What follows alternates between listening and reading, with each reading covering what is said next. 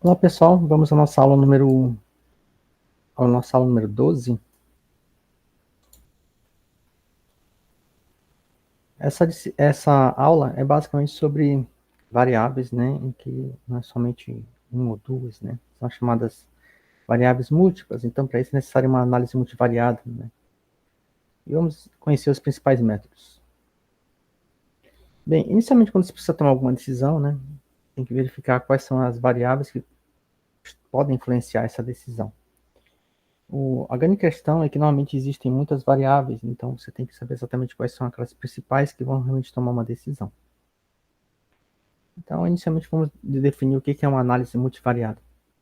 Ela consiste em um conjunto de métodos estatísticos, né, utilizados, em situações em que várias variáveis são medidas simultaneamente em cada elemento amostral. O professor faz um exemplo. Bem, se você for fazer um exame de sangue, dependendo da sua situação, o médico pode especificar um exame de sangue, não aquele genérico, mas um bem específico, tá? Então é isso. Você tem aí todas as informações que pode se extrair do sangue, mediante um exame sanguíneo, e o médico especifica um de forma bem direta, né? Não é aquele geral, né? Genérico, né? Então é um bem específico. E esse específico vai definir exatamente o que poderia ser a sua situação de saúde. Bem, aqui temos uma imagem, né, com vários minions, né? Então seria mais ou menos isso, né? Você tem aí muitas coisas parecidas, mas na verdade eles são diferenciados, né? Mas cada um deles está fazendo uma coisa, certo? Isso pode se tornar complexo se você não souber exatamente, né, qual deles você, digamos, quer identificar. Mas qual o propósito realmente da análise multivariada? É, na verdade, simplificar. A palavra certa, a direta seria simplificar, né, facilitar a interpretação desse fenômeno que está sendo estudado. E ela se divide basicamente em dois grupos. Um que vai exatamente ser a técnica para explorar, né, e simplificar a estrutura. E a segunda é consistir em técnica de diferença. Então, o primeiro objetivo é simplificar, entender o que realmente, quais são as variáveis que realmente definem. E depois é só fazer a técnica de diferença. Métodos de análise multivariada. Temos aí um total de 3, 4, 5, 6, né, até agora. Vamos falar de algumas delas, né, de forma mais específica. Iniciando com a análise de correspondência. Essa tipo de análise ela tem o objetivo básico de verificar a existência entre variáveis categóricas, gerando tabelas, né, necessárias, tabelas de contingência.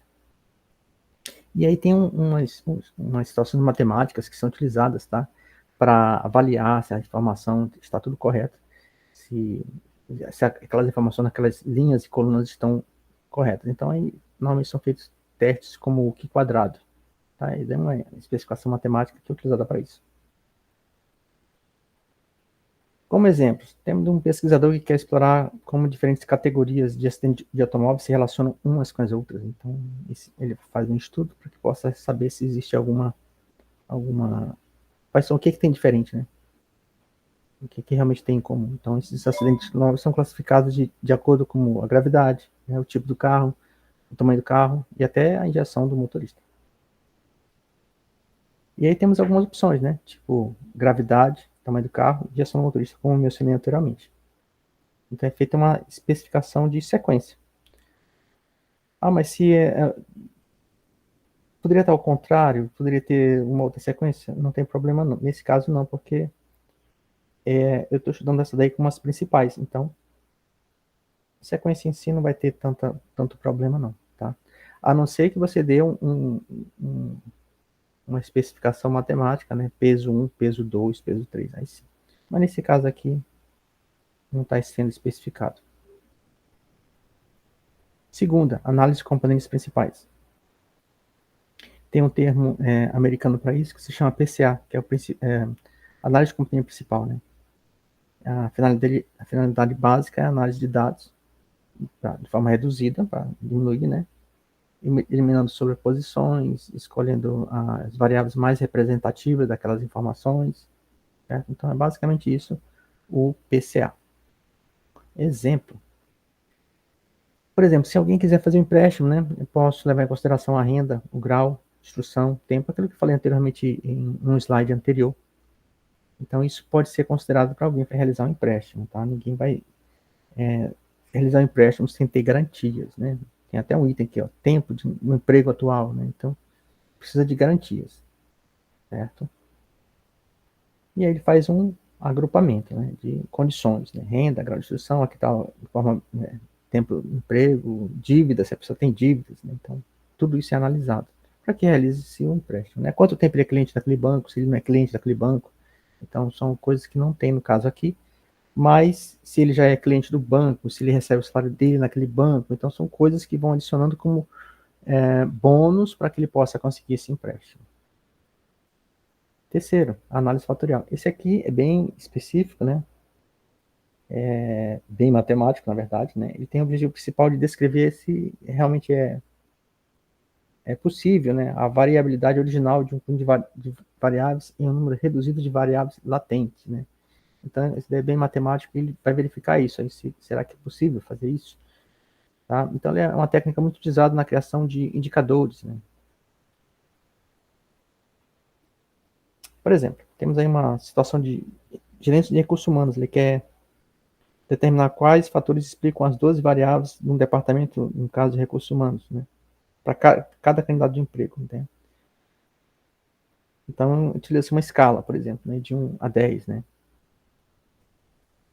E aí se coloca esse análise fatorial responsável por determinar quantos fatores respondem pela maior parte do total da variabilidade nos dados. Se fosse uma pesquisa de opinião, né, você realiza uma compra, né, utiliza seu celular via app ou até mesmo, né, você faz presencialmente e alguém chega e diz assim, olha, você pode colocar uma nota para mim, né? Você pega um carro do Uber e no final você coloca uma nota para o motorista e aí depois aquela empresa ela verifica qual é a qualificação mais apropriada para aquele motorista, para aquele vendedor de um site, né? Você compra um livro, você compra um produto de internet, tem lá, né, como você fazer a sua verificação de atendimento. Então, tudo isso aí é essa concepção, tá? O que vai corresponder maior, a entrega do produto, é o atendimento, né? Então, dá para saber exatamente quais são os pontos fortes e os pontos fracos. E aí já entra numa outra situação que é a análise de SWOT, né? Então, já é outra situação. Bem, quarta, análise de cluster. A análise de cluster tenta fazer um aglomerado, né? Tentar pegar por grupos e tentar estudar de forma separada. Então, temos uns desenhos, né? Que simbolizam essa situação, tá? É como se você imaginasse gêneros de filmes, né? Então, você pensa em ficção científica. Então, tem um grupo lá, todos têm que estar no mesmo pacote, né? Ficção científica. Outro, romance, você tem outro pacote, né? Independente dos atores, da produtora, não. Ali está o tipo romance, é um tipo ação, um tipo comédia. Então, isso aí é um cluster, tá? É um agrupamento que faz parte, né? Podemos até simbolizar, digamos, o curso que você faz, né? Um curso, você tem lá o curso bacharel em administração. Então, você tem um cluster, né, de alunos que estudam aquele curso, né? Um cluster dos alunos que fazem matemática, um cluster dos alunos que estudam num prédio de uma universidade, né? Vamos imaginar no caso a UFMA, um cluster de alunos que estudam no Paulo Freire, um cluster de alunos que estudam em outro setor, né? Pode ser o CCSOL, né? Pode ser um outro local. Então, quer dizer, você fecha nesses agrupamentos. Aí temos um exemplo, né?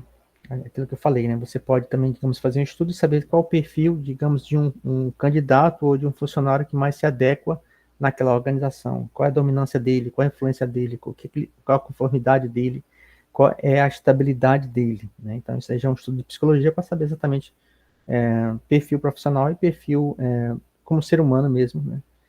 Tem seu lado profissional, como personalidade. Quinta, análise de regressão multivariada.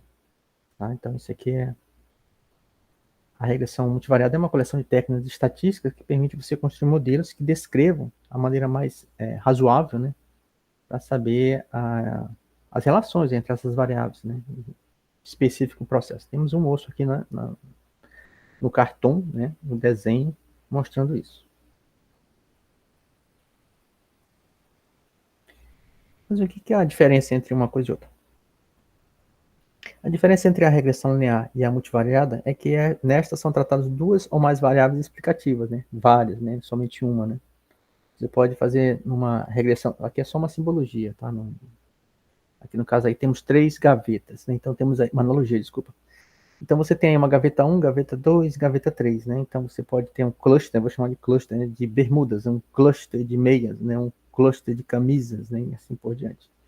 E o que vai diferenciar justamente o pacote dessas coisas, né? Então se você tiver muitas gavetas, é necessário saber o que é mais importante naquele dia de sol de domingo, né? Então você vai dizer, não vou usar roupas que vão fazer me sentir mal. Eu vou para a praia, eu não vou com uma roupa que eu vou para uma festa, né? Eu vou com roupas mais suaves que possam, né, fazer eu me locomover e me divertir numa praia. Então, aí é um outro, uma outra forma de você fazer a escolha dos que está nessa gaveta, certo? Então, aí, de acordo com a situação, você vai descobrir o que é mais importante, qual é a variável importante. Estou indo jogar bola, eu não vou jogar com outra roupa que não seja uma bermuda, né? E assim por diante, ok?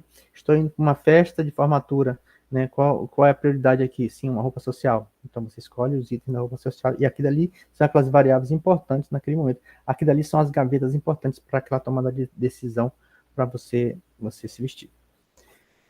Bem, temos aqui por exemplo, uma situação aqui você tem aqui vários produtos, né? Vários produtos de limpeza e você faz uma escolha, né? O que é mais custo-benefício, né?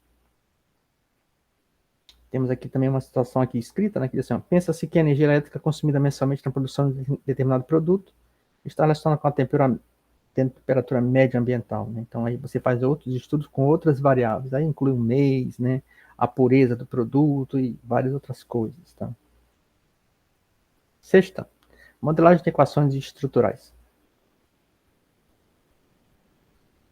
Bem, temos 3 letrinhas que significam, né, em inglês, né, também em português, né, modelagem de equações estruturais. Isso aí é para que você possa fazer uma que a gente chama de regressão múltipla, né, e de análise fatorial.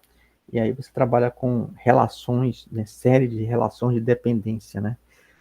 A situação dessa imagem aí é uma analogia, né, um filme na década de 80 em que tinha esses 2 atores principais e eles tinham uma certa dependência, né, durante o filme todinho, né? Não vou dizer nenhum spoiler do filme, mas é exatamente isso, uma dependência de um personagem com outro.